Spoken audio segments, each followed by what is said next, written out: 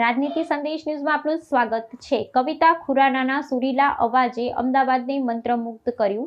ગાતે રહો મુસ્કરાતે રહો orchestra show સફળતાપૂર્વક યોજાયો। અમદાવાદ શહેરના સંગીત પ્રેમીઓ માટે યાદગાર બની રહેલો ગાતે રહો મુસ્કરાતે રહો લાઈવ ઓર્કેસ્ટ્રા શો 10/5/2026 રોજ દિનેશ હોલ ખાતે ભવ્ય રીતે યોજાયો હતો। શહેરના પ્રખ્યાત દિનેશ હોલ ખાતે યોજાયેલા આ સંગીતમય કાર્યક્રમમાં મોટી સંખ્યામાં સંગીત રસિકોએ હાજરી આપી હતી અને સમગ્ર વાતાવરણ સંગીતના સુરીલા સ્વરોથી ગુંજી ઉઠ્યું હતું। કેકે બીટ્સ એન્ડ એકોસ્ટિક્સ દ્વારા આયોજિત આ કાર્યક્રમ લોકોને મનોરંજન સાથે સંગીતની અનોખી અનુભૂતિ કરાવી ગયો હતો।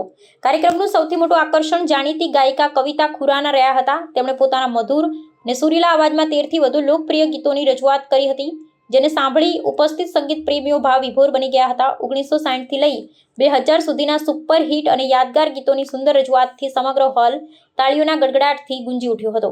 જૂના સોનેરી યુગના ગીતો એ ઉપસ્થિત લોકોની જૂની યાદોમાં ફરી લઈ ગયા હતા। કાર્યક્રમમાં કુલ 16 કલાકારોએ પોતાની કલાનો જાદુ પ્રદર્શિત કર્યો હતો।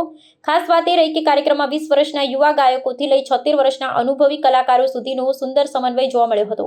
યુવા ઉર્જા અને અનુભવી કલાકારોની રજૂઆત ને લોકોએ ખૂબ પસંદ કરી હતી। દરેક કલાકારે પોતાની અનોખી શૈલીમાં ગીતોની રજૂઆત કરી, જેના કારણે સમગ્ર કાર્યક્રમ વધુ રંગીન અને જીવંત બની ગયો હતો। ગુજરાતની જાણીતી રિંકેન દાસ ઓર્કેસ્ટ્રા ટીમે પોતાના 9 કુશળ સંગીતકારો સાથે લાઈવ મ્યુઝિકનું ભવ્ય પ્રદર્શન કર્યું હતું। લાઈવ ઓર્કેસ્ટ્રાના મધુર સંગીત અને ગાયકોના સુરીલા અવાજના સંયોજનથી કાર્યક્રમને 4 ચાંદ લાગી ગયા હતા। સંગીત પ્રેમીઓ માટે આ માત્ર એક કાર્યક્રમ ન હતો, પરંતુ એક યાદગાર સંગીતમય અનુભવ બની રહ્યો હતો। કાર્યક્રમમાં મુખ્ય અતિથિ તરીકે વાઇડ એંગલના ઓનર મનુભાઈ એસ પટેલ તથા મ્યુનિસિપલ કોર્પોરેટર માયાબેન જૈન ખાસ ઉપસ્થિત રહ્યા। તેમણે કાર્યક્રમની પ્રશંસા કરી હતી તેમજ આયોજકો અને કલાકારોની શુભેચ્છા પાઠવી।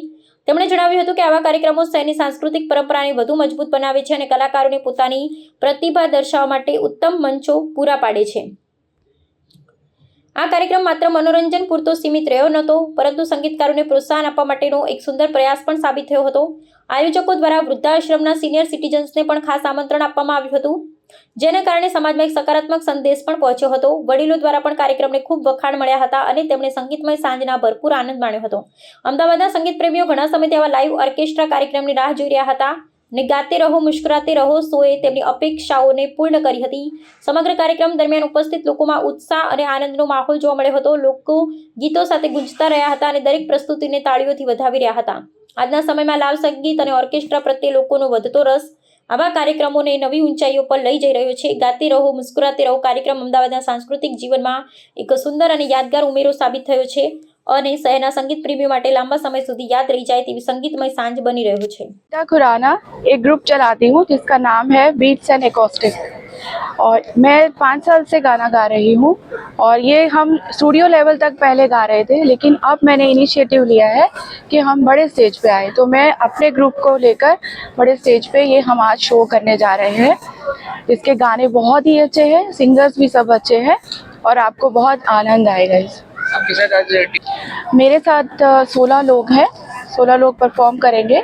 डुएट एंड सोलो सब तरह के सॉन्ग होंगे और सबके पुराने से लेके 1960 से लेकर 2000 तक के सॉन्ग्स इसमें परफॉर्म किए जाएंगे। राजेश जैन, आज के जो जाइंट रूप में ये प्रोग्राम जो ऑर्गेनाइज किया गया है, लार्ज स्केल में जो प्रोग्राम दिनेश हॉल में ऑर्गेनाइज किया गया है, कविता जी ने जो ऑर्गेनाइज किया है, उसमें मैं एज ए सिंगर में पार्ट कर रहा हूँ और हमारे साथ टोटल इस प्रोग्राम के अंदर हम 16 सिंगर इसमें परफॉर्म करेंगे।